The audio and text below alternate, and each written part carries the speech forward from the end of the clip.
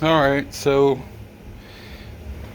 came down tonight and we're continuing on through this thing.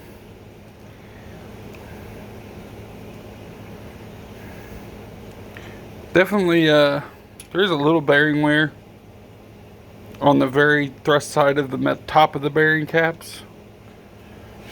Like, I don't want to say it had inadequate oil pressure, but there, right before it messed up, it definitely seemed like oil pressure was lower than when we first started. You can see kind of a hotter. See how the coating is still on it, and then this. So I'm starting to wonder if the shop I had reconditioned these rods. I'm wondering if they upsized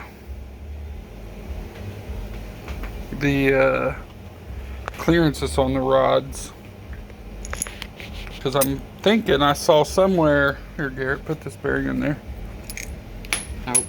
I'm thinking there was somewhere I read that LS motors with the cracked cap, when they bore the rod bigger, like when you use ARP bolts, you have to re-bore the rod. Well, if he rebored the rod bigger than should have been, they make an actual bearing that says it's for reconditioned rods, and it's 2/1000ths or 2/10,000ths bigger outward, which would put the clamp load where it should be. So I'm kind of questioning whether or not the clamp load that we were getting was right. Like if he reconditioned these and he opened them up, because he wanted to make sure with the ARPs they were round. But if he went too far, then I'm wondering if we're not getting enough crush on the bearing, and the bearing is not concentric. Because the way the bearing is wearing, it kind of looks like that. So we're going to keep tearing this down and get all these holes out. We'll get this balancer and covers off and get this crank out. No matter what, we can't use the crank, but this would be a good crank. So I think what I'm going to do is take and get this reluctor swapped, get a new one from work, and then have a machine shop put that one on, because that's really the only thing wrong with this engine is the reluctor wheel with that nick in it. I think it's just press fit on. It is, but it's a heat press fit, and you have to have a tool, because these rings indicate where number 1, number 2, number 3, number 4. When it's reading the pulses, it has to be at the right spot on the crank, or it doesn't know where. Basically, exactly. Yeah, it doesn't know where everything's at, which means basically it's useless. It wouldn't work. Yeah. So here, catch this piston. Catch it.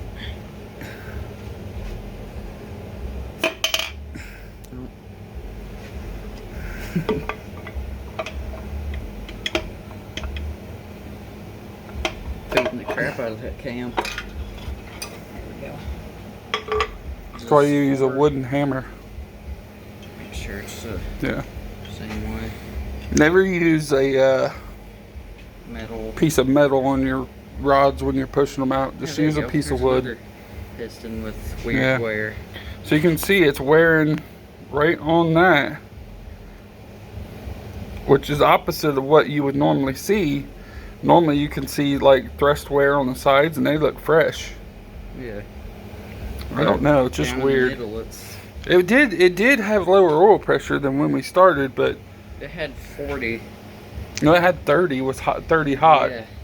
Which 30 hot isn't necessarily bad. I know my Camaro motor was less than that. My Camaro motor was like 20 hot. But still, I don't know. It's just little things I'm trying to figure out why it was knocking. It was knocking to beat hell. That sounded horrible.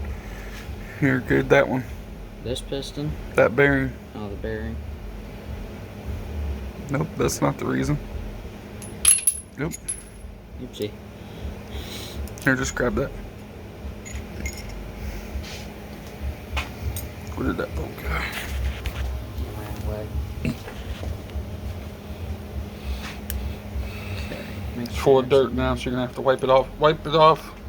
It's got shit all over the top of the threads. Hair. Definitely don't want to put that down in the rod. Here, hold that real quick so I can clean it off. Yeah, this surface on the crank is great. They polished Yeah. the crank. Everything on the crank looks good. Like I said, this is probably a fine spare crank. I don't have any questions on that. The bearing clearances, when we did the dial bore gauge, everything was right where I wanted them. I think we ended up at like 22 thousandths, which was looser because he polished it, which is what I wanted. So maybe that's why the bearings look the way they do. Maybe because it was looser and I didn't raise the oil pressure. Could be my fault. That should be good. Okay. Okay, you ready to catch another one? Yep. Eeny, meeny, miny, mo. Catch a piston by its toe.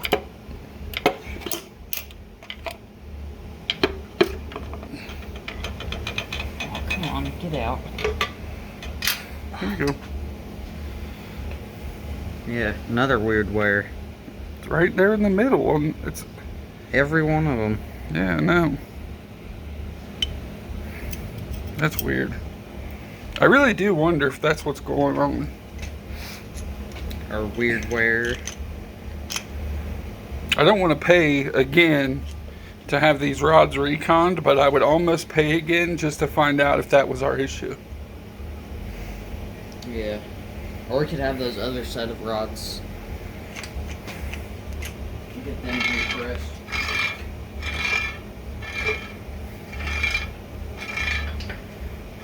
How many miles did this motor have on it? Huh? Wasn't it like 40 or 50,000? This motor had 60,000 original miles. Rare junkyard LS. And the thing is, we don't know why the engine was pulled. Could have been a cam issue. It's not a DOD motor, so it wasn't like a valve issue. Could have been the notorious cam lobe issue where it just simply ate the cam and they were worried about the bearings, which makes sense why it was apart when we got it, because they were changing bearings. We didn't see any original bearings with it to know how bad they were. Let's move this over that way so we can actually work on both sides of it, because it's shifting everywhere. Here we go. I'm not sure. Unless it spun a main bearing, but I don't know how a main bearing would sound like a piston. Also, was this the crank that came with this motor? Yeah, this was all the stuff that came out of this motor. If it spun a crank or rod bearing, then I probably, no lie, between the reconditioning the rods, polishing the crank, the cleaning of the parts, hot tanking the block, legitimately, I've probably spent close to $1,000 on this junk 5.3.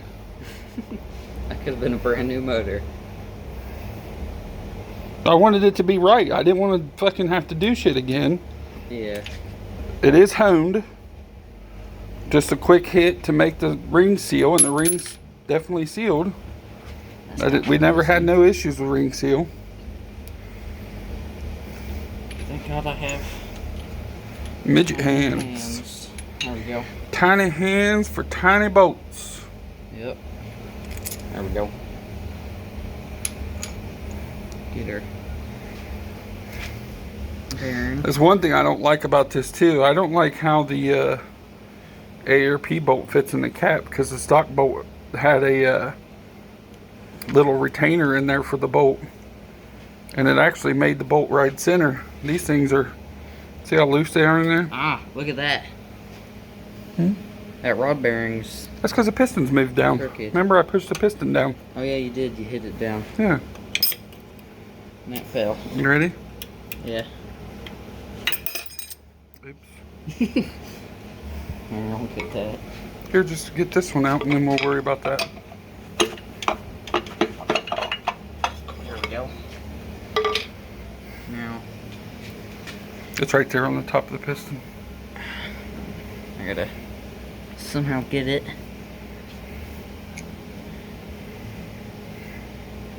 There we go.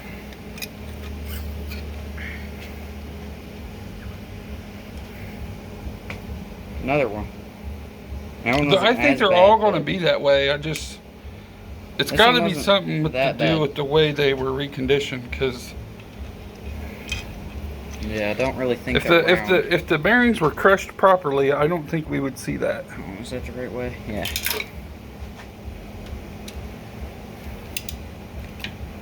Maybe it's just me, but all these rods are floating rods, floating pins, and I had it all the way apart. So I had every pin out, cleaned it, oiled it, every rod out, cleaned it, oiled it. I don't think there's anything wrong other than that reluctor wheel. Yeah, reluctor's crap because that nick.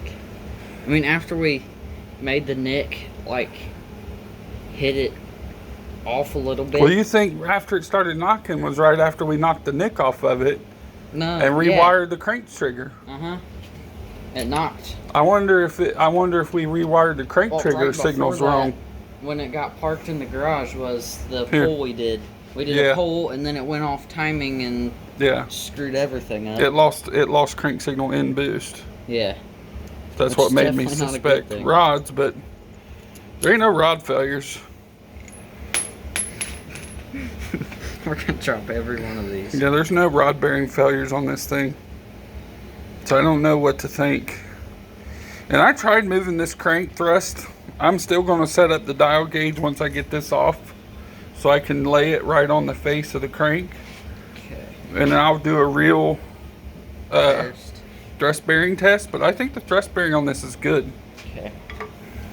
I'm ready for tasting.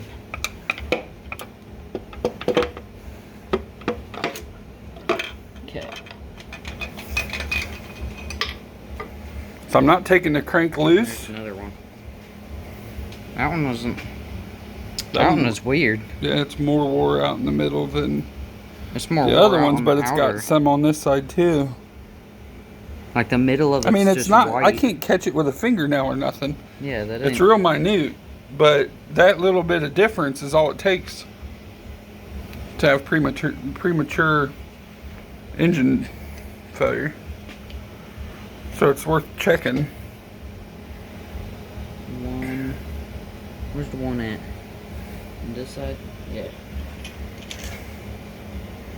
So next we can start getting the harmonic balancer loose. We'll get this flywheel off. We'll use the tool to hold it, the crank holding tool. And then I'll set up the dial indicator and we'll check the thrust on this crank. Guys, I don't think there's anything wrong with the thrust on this crank. I've checked it a couple times with a screwdriver, moving it back and forth, and I can't get enough for me to even visually see. So it's got to be in the thousands. I mean, it can't be way crazy or nothing. It's just oil. Unless it spun a main bearing. I don't know why a main bearing would not, but there's no heat in the main. There's no heat in the mains. I mean, it's a good indicator. If you look at the mains, there'd be a heat ring. Metal to metal is going to leave a heat ring. And there's no heat ring at all. I mean, everything's, from what I can see, except for the back one because I can't see it at all. Yeah, some of these have some lines. That was just oil marks. I mean, yeah, but there's no heat ring in that last main cap either. I mean, guys, look at this thing. There's no way this thing had a bad. The crank bearings are fine. That's with the cam installed, guys. Lifters are in it. They're all pushed up in their bore. This one, timing chain is on. I mean, you can see the timing chain. Got that typical LS timing chain slop, but let's look. Even the new chains are sloppy. It's a Mexico crank also. Hecho in Mexico. Yep. Yeah, all these are. They make good engines in Mexico. It's got poopy. And it's got a turd. You Yep. find that bolt? The nut you dropped? It's probably in the up here. In the valley cover. Well, where our lift plate is. I don't know. You would see it in a lift tray. I mean, the bolt's only that tall. It's right there. So it probably fell in between. Where? Right there. Underneath that. See where that lobe is? Oh, yeah.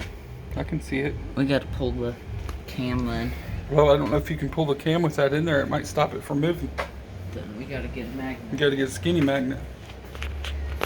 I just bought a brand new skinny magnet. That's too fat. Has to be skinny enough to go in between the crank and the cam. And I know where some are. I bought a new skinny one. And we were at the parts store, one with a flexible head. Don't you remember that? Yeah. Here we go. So the mystery knock is still a mystery. I don't know. This motor's been a mystery. I don't think there was anything wrong with it. I really don't. The only thing wrong with it was the reluctor. The reluctor, and I don't know about the crank signal. Yeah. I don't know if that was causing a knock. Like if it was too advanced, it would cause a knock. If it was, you know how before it was knocking the cylinder off and turning it off. Well, what if it was throwing all kinds of advance at the engine? Yeah. That would cause a knock, especially with old bad fuel. The 85 that's been sitting in your fuel tank for however long this truck sat. I mean, it didn't have the 85 with the 350. It ran on pump gas. The small block. Didn't have the same ignition with the 350 either. Yeah. Also, we didn't use the old fuel line. We ran all new fuel lines and everything.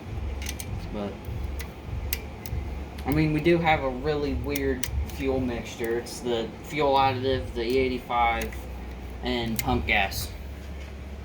So it's a real Can you weird see that? mixture.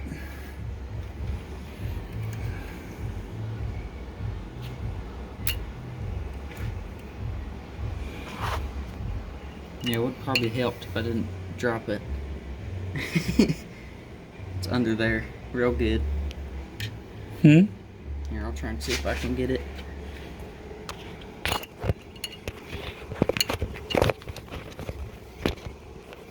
Like I can see it. Oh, you got it. No, I didn't. Yeah, you did. You were on it. Oh, you just dropped it. Where'd it go? You're on it. It's getting stuck on everything Move it else, forward. though. I can't. Push Spin it down and move it forward.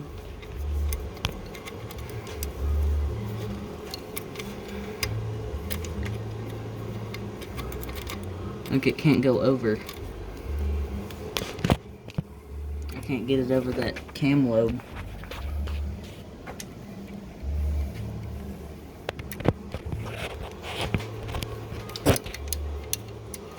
It's like in a real weird spot.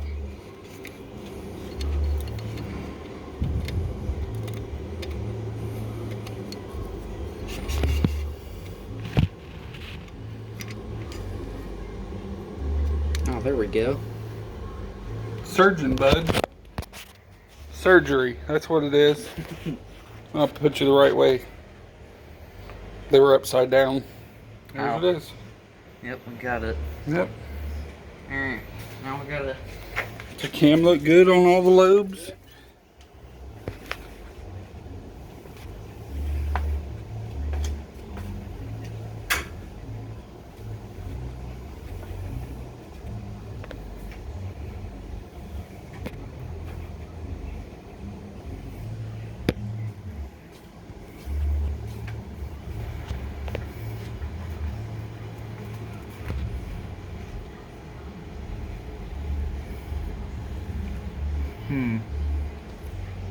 I wonder. Cam, not the cam.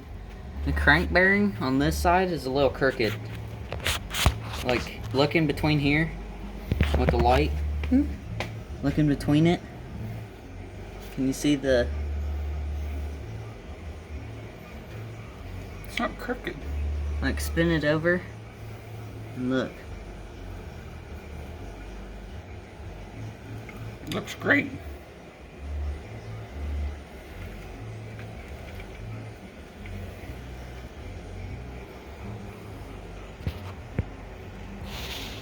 I mean, your cam wire looks good for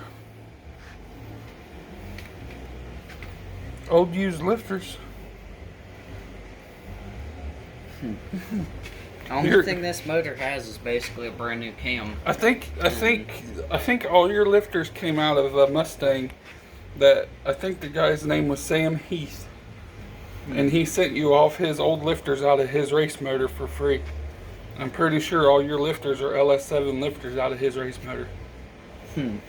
So they're used LS7 lifters. What else would you put in a junkyard engine? Junkyard crap. Junkyard race lifters. I don't think there's any issues. I didn't see.